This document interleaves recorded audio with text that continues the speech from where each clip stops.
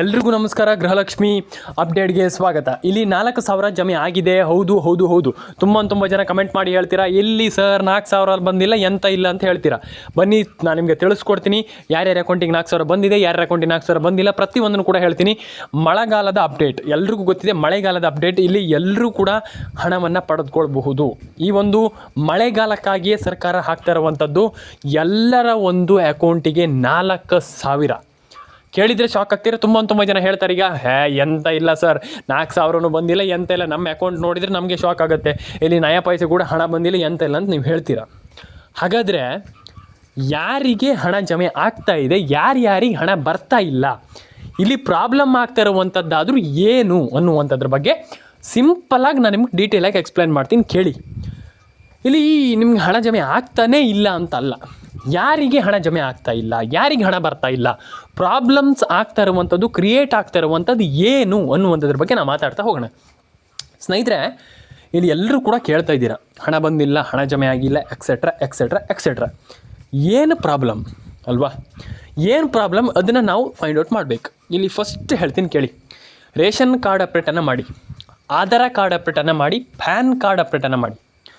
First thing ಈ ಕೆಲಸ ಮಾಡಲೇಬೇಕು ನೀವು, ಇಲ್ಲಾಂತಂದರೆ ಹಣ ಜಮೆನೇ ಆಗಲ್ಲ ಸ್ನೇಹಿತರೆ. ಅರ್ಥ ಆಯ್ತಾ?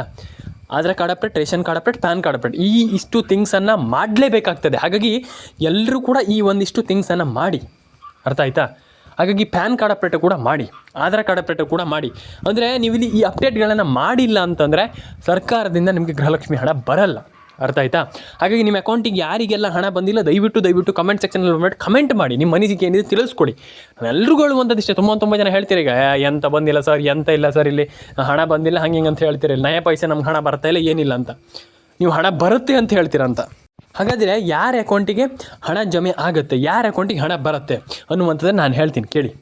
ಸ್ನೇಹಿತರೆ, ಫಸ್ಟ್ ವಿಚಾರ ಏನಂತಂದರೆ, ತುಂಬ ಜನ ಕೇಳಿದ್ರಿ ರೇಷನ್ ಕಾರ್ಡ್ ಅಪ್ಡೇಟ್ ಆಗಿಲ್ಲ, ಪ್ಯಾನ್ ಕಾರ್ಡ್ ಅಪ್ಡೇಟ್ ಆಗಿಲ್ಲ ಅಂತ. ಹಾಗಾದರೆ ಇವರ ಅಕೌಂಟಿಗೆ ಹಣ ಬರುತ್ತೆ, ಹಣ ಜಮೆ ಆಗುತ್ತೆ ಅನ್ನುವಂಥದ್ದು ಅಲ್ಲ. ಎಲ್ಲರ ಅಕೌಂಟಿಗೆ ಹಣ ಜಮೆ ಆಗುತ್ತೆ. ಆದರೆ ಯಾರ್ಯಾರಿಗೆ ಹಣ ಬರುತ್ತೆ ಅಂತ ನಾನು ಹೇಳ್ತೀನಿ ಕೇಳಿ.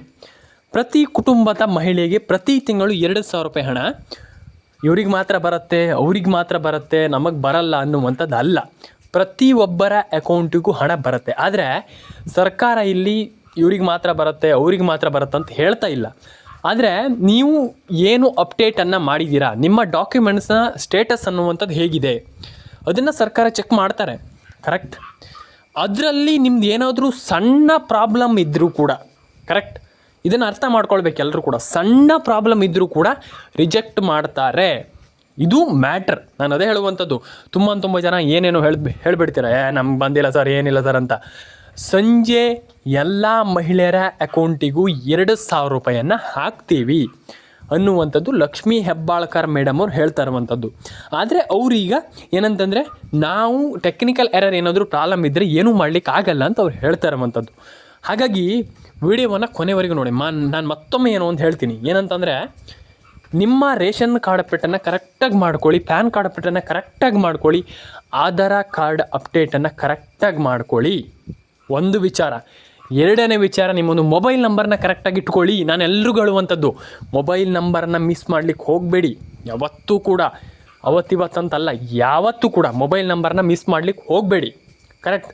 ಹಾಗೆ ನಾನು ಎಲ್ರಿಗೂ ಹೇಳುವಂಥದ್ದು, ನೀವು ಫಸ್ಟ್ ಏನಪ್ಪ ಅಂತಂದರೆ, ನೀವು ಹಣವನ್ನು ಪಡ್ಕೊಳ್ಬೇಕಂತಂದು ಇದನ್ನ ಥಿಂಕ್ ಮಾಡಲೇಬೇಕು. ಈ ರೀತಿ ಥಿಂಕ್ ಮಾಡಿಲ್ಲ ಅಂತಂದರೆ ಹಣ ಜಮೆ ಆಗಲ್ಲ.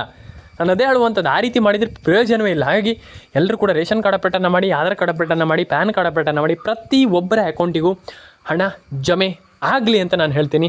ಆ್ಯಂಡ್ ಆಗಬೇಕು. ಎಲ್ರಿಗೂ ಒಳ್ಳೆಯದಾಗಲಿ ಅಂತ ಹೇಳ್ತಾ, ಲೈಕ್ ಮಾಡಿ, ಶೇರ್ ಮಾಡಿ, ಕಮೆಂಟನ್ನು ಮಾಡ್ಕೊಳ್ಳಿ, ನಿಮ್ಮ ಅನಿಸಿಕೆ ಏನಿದೆ ತಿಳಿಸ್ಕೊಡಿ. ಆ್ಯಂಡ್ ಪ್ರತಿಯೊಬ್ಬರಿಗೂ, ಇವ್ರಂತಲ್ಲ, ಪ್ರತಿಯೊಬ್ಬರ ಅಕೌಂಟಿಗೂ ಹಣ ಜಮೆ ಆಗಲಿ, ಎಲ್ರಿಗೂ ಒಳ್ಳೆಯದಾಗಲಿ. ಆ್ಯಂಡ್ ಕಮೆಂಟ್ ಬಾಕ್ಸಲ್ಲಿ ಬಂದುಬಿಟ್ಟು ಕಮೆಂಟ್ ಮಾಡಿ, ನಿಮ್ಮ ಅನಿಸಿಕೆ ಏನಿದೆ ದಯವಿಟ್ಟು ತಿಳಿಸ್ಕೊಡಿ. ಸಿಗೋಣ ಸ್ನೇಹಿತರೆ ಮುಂದಿನ ವಿಡಿಯೋದಲ್ಲಿ. ಆ್ಯಂಡ್ ಯಾರೆಲ್ಲ ಕಮೆಂಟ್ ಮಾಡಿದರೆ ಎಲ್ರಿಗೂ ಒಳ್ಳೆಯದಾಗಲಿ.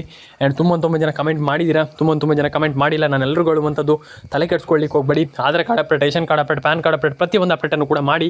ಆ್ಯಂಡ್ ಸಿಗೋಣ ಮುಂದಿನ ವಿಡಿಯೋದಲ್ಲಿ. ದಯವಿಟ್ಟು ಕಮೆಂಟ್ ಬಾಕ್ಸಲ್ಲಿ ಬಂದುಬಿಟ್ಟು ಕಮೆಂಟ್ ಮಾಡಿ.